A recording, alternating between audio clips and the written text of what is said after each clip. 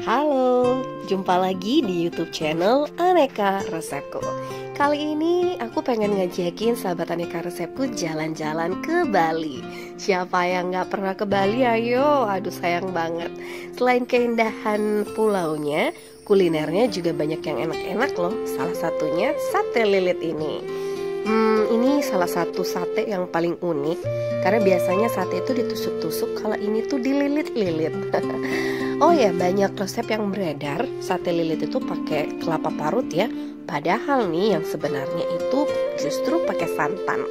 Nah, ini nih resep sate lilit yang asli, rasanya juga enak banget.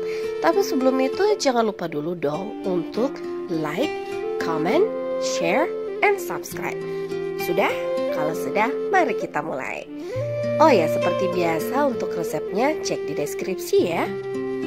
Nah, pertama-tama yang harus dilakukan yaitu kita potong-potong dulu daging ayam tanpa tulangnya.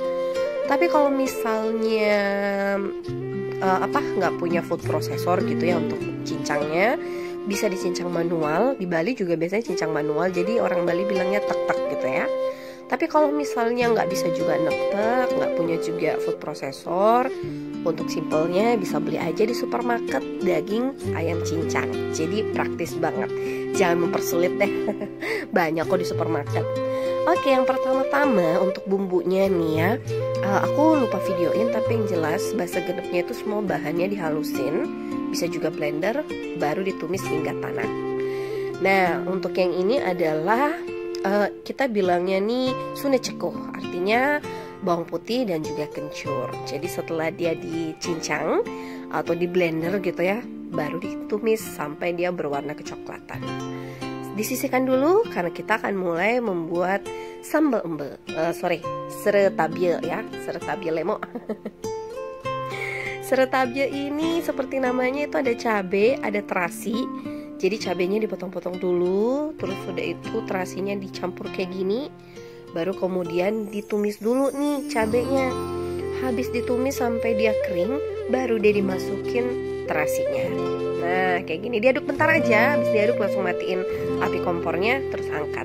Jangan terlalu lama biar nanti nggak hangus atau nggak pahit ya. Nah kalau sudah kayak gitu, baru deh kita siapin santan kentalnya. Ya, wajannya tuh nggak usah diganti karena justru bumbu-bumbu yang sisa tadi kita proses bahan-bahan lainnya itu akan masuk ke santan ini, jadi makin enak. Nah pokoknya dimasak aja sampai dia mendidih. Tambahin air sedikit ya biar nggak terlalu kental, atau bisa juga pakai santan murni, yang jelas harus santan yang kental ya. Nah kalau sudah, saatnya kita mencampur. Ini sebenarnya tinggal campur-campur aja bahan-bahannya semua. Yang tadi ada basa genep, terus sudah itu ada suneceku, terus ada seretabie gitu ya. Terus kemudian ada santan kentalnya juga. Jadi intinya semuanya dimasukin aja. Kalau udah langsung diaduk-aduk. Tinggal istilahnya dibejek-bejek gitu. Nah kalau misalnya udah semuanya, itu bisa ditambahin garam atau kaldu bubuk sesuai selera aja. Tapi kalau misalnya nggak suka terlalu berasa, ya udah segitu aja sebenarnya cukup. Karena tadi seretabienya itu kan udah ada garamnya ya. Tapi kalau aku sih biasanya aku tambahin lagi garam dikit sama kaldu bubuk ya, atau kaldu jamur boleh. Nah kita aduk-aduk sampai teksturnya itu jangan terlalu cair. Jadi santannya nggak usah dihabisin kalau misalnya tekstur satenya itu udah agak lembek gitu. Tapi kalau misalnya masih belum, silahkan dihabisin ya. Nah ini dia alasannya kenapa disebut sate lilit.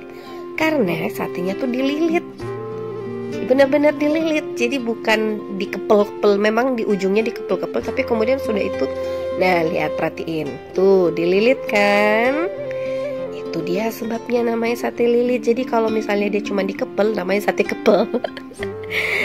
Oke, jadi ini sebenarnya cara untuk ngelilitnya agak tricky.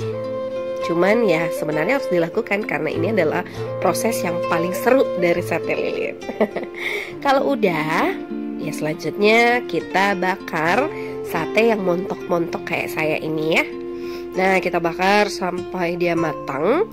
Sebenarnya nggak perlu terlalu lama juga kalau misalnya satenya nggak terlalu tebel gitu ya. Tapi kalau misalnya agak tebel ya mungkin butuh sekitar 15 menit bolak-balik. Untuk di Bali sih biasanya untuk tangkainya mereka pakai tangkai bambu ya, tapi di sini aku pakai yang serai. Oke, sudah matang. Mari kita makan. Ya, 2 orang ini lagi. Curang banget ya mereka tuh, makan aja kerjanya. Terus giliran aku kapan dong nih makan? Giliranku cuma ngomong aja. Aduh, jadi ngiler nih. Ini tuh enak banget ya. Enak banget, tapi buat sahabat aneka resepku yang nggak suka pedas, mungkin bisa di skip aja bagian cabenya. Oke, gimana rasanya? Enak? Enak dong. Ini tuh apa ya? Karena dia pakai santan, jadi bukan kelapa parut, jadi itu tuh satenya lembut, tapi tetap kokoh dalam pengertian tetap padat gitu ya. Tapi dia lembut. Nah kalau misalnya pakai kelapa ya pasti akan lebih terasa kelapa daripada dagingnya. Mana enak dong. Kalau ini tuh enak banget karena asli daging, tapi dagingnya tuh terasa lembut dengan rempah yang berlimpah, dengan taste yang pedas, asin, gurih. Pokoknya ini tuh bikin nagih. Dimakan sama lawar, jadi lapar nih aku. Nah, sahabat aneka resepku yang pengen coba buat silahkan ya. Sekali lagi ini tuh memang agak ribet prosesnya, tapi sangat worth untuk dicoba. Pokoknya sangat layak untuk dicoba. Makanya selamat mencoba ya sahabat aneka resepku, and thank you for watching.